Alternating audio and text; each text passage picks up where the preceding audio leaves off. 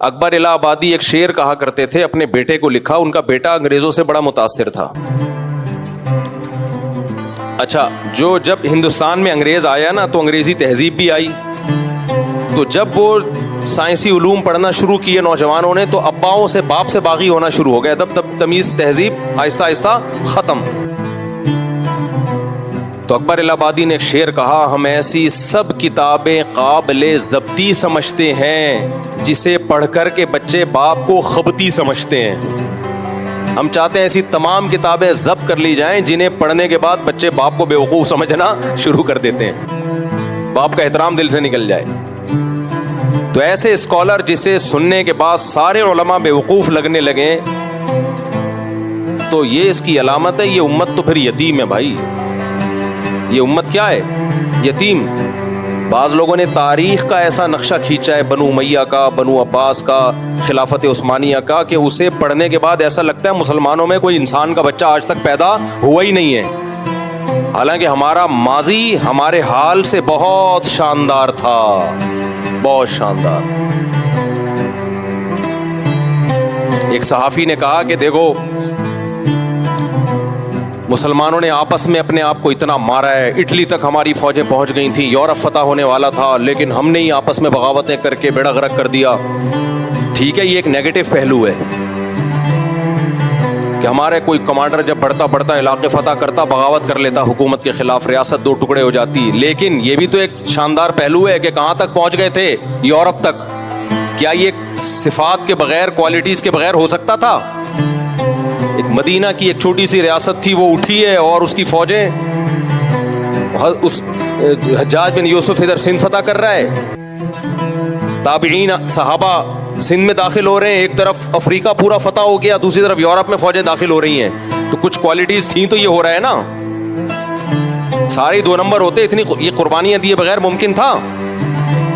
1920 میں جا کے ہماری خلافت کا خاتمہ ہوا ہے. اس وقت تک سب سے گریٹ ہم ہی تھے پاور، طاقت کے لحاظ سے. اس میں ہماری حماقتیں تھیں، اس خاتمے میں، اس حماقتوں کا کون انکار کر رہا ہے؟ لیکن یہاں تک پہنچنے کے لیے کچھ صفات بھی تو ہونی چاہیے نا.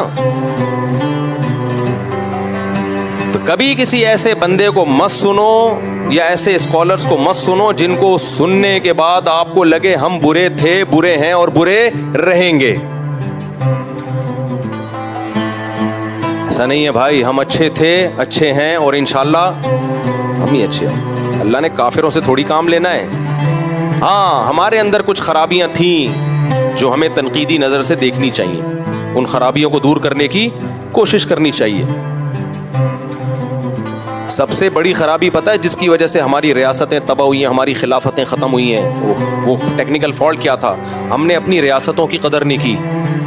ہم نے انڈیویجولی بادشاہوں کو، خلیفاؤں کو دیکھنا شروع کر دیا. بنو امیہ جیسی تیسی تھی، اس کے دور میں اسلام بہت پھیلا ہے، جو ان کی خلافت جیسی بھی تھی بہت پھیلا اسلام. بنو عباس کھڑے ہو گئے اس خلافت کے خلاف کہ ان میں یہ ظلم، ان میں یہ ظلم. اسلام کیا کہتا ہے؟ ظلم کے خلاف آواز اٹھاؤ، لیکن ریاست ختم کرنے کی کوشش بولو مت کرو، بچاؤ. سب سے پہلے کیا بچانا ہے؟ ریاست.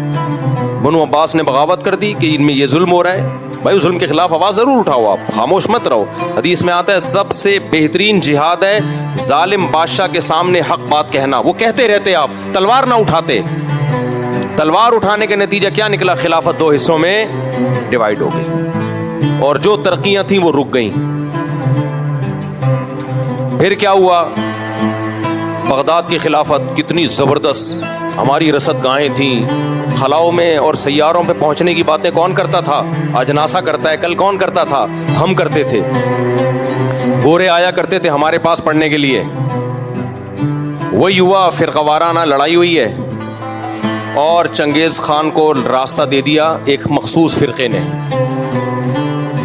کیونکہ 2 فرقوں کی ایسی خاندانی لڑائی ہوئی تھی بغداد میں. تو اس لڑائی کا فائدہ کس نے اٹھایا؟ چنگیز خان. جب یہ ایک فرقہ، میں نام نہیں لیتا تاکہ فرقہ واریت مزید نہ پھیلے، تو انہوں نے کیا کیا؟ انہوں نے پھر چنگیزیوں کو راستہ دے دیا دشمنی میں. جیسے لوگ اپنے بھائی کو ہی مروا دیتے ہیں نا دشمنی میں آ کے. یہ نہیں دیکھا کہ اس سے تو ہم بھی مریں گے، ہماری بھی ایسی کی تیسی ہو. بغداد پہ قبضہ کرنا آسان تھوڑی تھا. جب تک اپنے لوگ نہ ملے ہوں یہ ممکن ہی نہیں تھا. اپنے لوگوں نے کہا یہ حکومت ظالم ہے, یہ حکومت غلط ہے, یہ حکومت اس سے انتقام لینا ہے, تو راستہ دیا, اس سے نہ آپ رہے نہ ہم رہے, پروگرام ہی بڑھ گیا. پھر اللہ نے اس امت پہ رحم کیا. تیسری بڑی اسٹیٹ قائم ہوئی خلافت عثمانیہ. بہت جہاد کیا, بہت لڑائیاں لڑی, قسطنطینیہ فتح ہوا, اور کیا کچھ سلطان محمد فاتح کی قربانیاں تھیں. بالآخر اللہ نے ایک تیسری خلافت ہمیں دی جسے کیا کہا جاتا ہے, خلافت عثمانیہ. اس میں بھی سارے کام ٹھیک تھوڑی تھے, کچھ غلطیاں بھی تھیں.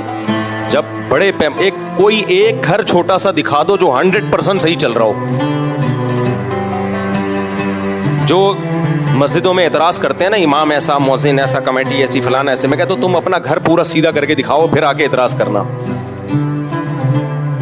کوئی ایک گھر ایسا ہے جس میں آدمی کہے میری بیوی 100% صحیح چلتی ہے, بالکل ٹھیک, اور عورت کہے میرا شوہر 100% کیا ہے,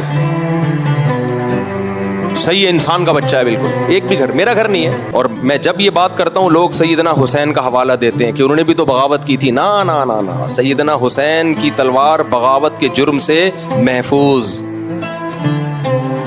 اگر وہ بغاوت کرنے کے لیے نکلے ہوتے مستورات کے ساتھ, باپردہ خواتین اور چھوٹے بچوں کے ساتھ نہ نکلتے, فوج لے کے نکلتے. وہ تو تفتیش احوال کے لیے گئے تھے. ان کا قتل مظلومانہ ہوا ہی اس لیے, بھائی خواتین اور بچوں کے ساتھ آ رہے ہیں, ایسے میں تو جانی دشمن کو بھی عزت دی جاتی ہے. جو آپ کی جان کا دشمن ہو نا, اگر عورت کے ساتھ آپ کے گھر پہ آ جائے, بچوں کے ساتھ آ جائے, تو پرلے درجے کا بغیرت بھی ہوگا, ایسے موقع پہ ہاتھ نہیں اٹھائے گا. سیدنا حسین رضی اللہ عنہ کا جو قتل ہوا وہ اعلیٰ درجے کا ظلم اس لیے کہ آپ خواتین اور بچوں کے ساتھ, اور وہ مستورات جن کا ناخن بھی کبھی کسی نے نہیں دیکھا, ایسی باپردہ پایا, ان کو کربلا کے میدان میں قتل کیا کہ وہ دفاع میں لڑے ہیں. جب کوئی آپ کو قتل کر رہا ہو تو دفاع میں لڑنا تو سب کا حق ہے, فرض ہے. بلکہ تو اسٹیٹ کے خلاف بغاوت الگ چیز ہے, جب کوئی آپ کو قتل کرنے کے لیے آگے بڑھ رہا ہو, اپنے دفاع میں لڑنا الگ چیز ہے. جان بچانا سب سے پہلے فرض ہے. سور کھانے کی اجازت ہے جان بچانے کے لیے, تو سامنے والے سے لڑنے کی اجازت کیوں نہیں ہے؟ تو مسلمانی کی تاریخ آپ اٹھا کے دیکھو, جو جرم ہم نے ماضی میں کیے. خلافت عثمانیہ جب قائم ہوئی, کتنی بڑی اسٹیٹ تھی ہماری, یورپ لرزتا تھا ہم سے, بڑے بڑے بحری بیڑے تھے ہمارے پاس. لیکن ہوا کیا ہے, فرانس نے سازشیں کی, نوجوانوں کو اٹھایا, وہی کہ اس میں نے جیسے بتایا, نہ کوئی گھر 100% صحیح ہوتا ہے, نہ کوئی اسٹیٹ 100% صحیح ہوتی. وہ 100% صرف خلفائے راشدین ہی تھے, اور اس کے بعد اب نہیں ہوگا. اب حضرت عیسیٰ علیہ السلام کے دور میں ہوگا, تو 100% کوئی بھی ٹھیک نہیں ہوتا. خلفائے راشدین کے دور تھا, اور حضرت عیسیٰ ابن مریم کے دور میں جو حضرت مہدی کے ذریعے خلافت قائم ہوگی وہ 100% درست ہوگی. باقی حدیثوں سے پتہ چلتا ہے کہ حاکم ظالم آتے رہیں گے, کبھی نیک آ جائے گا, کبھی برا آ جائے گا. تو صحابہ نے پوچھا ہم نے کیا کرنا ہے, بغاوت کرنی ہے؟ فرمایا نا, صحیح حدیث ہیں اس بارے میں, نا. سب سے پہلے کیا ہے بھائی, اسٹیٹ کو بچانا ہے, کیونکہ اسٹیٹ گئی تو آپ کی جو رہی صحیح طاقت ہے وہ بھی کیا ہو جائے گی, ختم. میں عدالتی خلا کے خلاف بولتا ہوں, اسٹیٹ میں جو غیر شرعی قوانین ہیں ان کے خلاف بولتا ہوں. لوگ کہتے ہیں اتنے سارے غیر شرعی قوانین ہیں تو اسٹیٹ کو ختم ہو جانا چاہیے. میں نے کہا ختم ہو جائے گی نا تو شرعی قوانین نہیں آئیں گے. جو آج ہمارے پاس بولنے کی پاور ہے, یہ پاور بھی ختم, یہ پاور بھی ختم ہو جائے گی. تو بولیں گے بول کے دکھا تو ایک لفظ بھی. لوگ کہتے ہیں پاکستان میں کیا اسلامی حکومت ہے, وزیر داخلہ قل هو اللہ غلط پڑھ رہا ہے, لہذا اس کے خلاف ہمیں کھڑے ہو جانا چاہیے. اسٹیٹ کے خلاف کھڑے ہو جاؤ گے اسٹیٹ ٹوٹے گی, تو غلط قل هو اللہ پڑھنے والا بھی کوئی نہیں ہوگا. سمجھ رہے ہو, سیکولر اسٹیٹ بنے گی. یہ بھی نہیں ہوگا کہ قل هو اللہ پڑھنے کی کوئی کوشش بھی کرے, کہ ہم کیوں قل هو اللہ پڑھیں, یہ اسلام جائے گا بالکل. ابھی تو نام کا اسلام ہے نا, یہ بھی ختم ہو جائے گا. بھی نام کا تو ہے, آئین میں تو لکھا ہوا ہے, کچھ اس کو لیگل وے میں کچھ کام کرنے کا آپ کے پاس راستہ تو ہے. بات یہ ہے کہ ہم لیگل وے میں کام کرنا چاہتے ہی نہیں ہیں, کیونکہ اس کے لیے کام کرنا پڑتا ہے. باتیں کرنے آسان ہیں, کام کرنا مشکل. کام کرنے کے لیے اسکول بنانے پڑیں گے, کالج بنانے پڑیں گے, یونیورسٹیاں بنانی پڑیں گی. آپ کو تعلیمی اداروں کو فوکس کرنا پڑے گا تاکہ اچھے لوگ فوج میں جائیں, بیوروکریسی میں جائیں, عدلیہ میں جائیں. اس کے لیے لانگ ٹرم پالیسیاں بنانی پڑیں گی. 20-30 سال کے بعد اس کا رزلٹ آئے گا. اس میں لگتا ہے ٹائم, اس میں لگتی ہے کھوپڑی. یہ کام ہم اس لیے نہیں کرتے. اور بغاوت کی باتیں اڑا دو, پھوڑ دو, یہ مولوی کچھ نہیں کر رہے, یہ مولوی صرف اصلاح کی باتیں کرتے ہیں, تبلیغ والے صرف چلے 4 مہینے لگاتے ہیں. یہ باتیں کرنا کیا ہے؟ آسان. اس لیے باتیں کرنے پر گورنمنٹ کی طرف سے پابندی نہیں ہے, کرتے چلے جاؤ. اور لوگ ان باتیں کرنے والوں کو بہت مانتے ہیں کہ یہ ہے اصل, یہ ہے جو خلافت کی بات کر رہے ہیں نا. یہ کیا ہے؟ یہ مفتی طارق مسعود تو کبھی آج تک خلافت کی بات نہیں کی ہے, شادیوں کی بات کرتا رہتا ہے بس. یہ دیکھو فلاں اسکالر ہے, ہمیشہ بات کرتا ہے خلافت کی, خلافت قائم ہونی چاہیے. بات کر لو بھائی, کوئی پابندی نہیں ہے. آپ کے پاس اس خلافت کا پیکج کیا ہے؟ نہیں آئی بات, میرا خیال ہے. تو شریعت نے کہا ہے کہ جب جس کام کی طاقت نہ ہو, یا تو اس کی پہلے طاقت جمع کرو. طاقت جمع کرنے کی بھی طاقت نہیں ہے تو وہ بات مت کرو. پھر نوح علیہ السلام 950 سال قوم کو دعوت دی ہے, لڑنے کی طاقت بولو نہیں تھی. اور نہ صرف یہ کہ لڑنے کی طاقت نہیں تھی, لڑنے کے لیے طاقت جمع کرنے کی طاقت بھی نہیں تھی. اس لیے اللہ نے آپ کو جہاد کا حکم نہیں دیا, خود پوری قوم کو تباہ کر دیا. موسیٰ علیہ السلام فرعون کے خلاف لڑائی کا حکم نہیں دیا کیونکہ ظلم اتنا ہو رہا ہے کہ اپنے بچوں کو قتل ہونے سے نہیں بچا سکتے. تو بغاوت کیسے کرتے؟ نہ بغاوت کی طاقت تھی, نہ بغاوت کے خلاف طاقت جمع کرنے کی طاقت تھی. زبانی تبلیغ پہ گزارا کیا ہے. اللہ نے اپنی طاقت سے فرعون کو غرق کیا.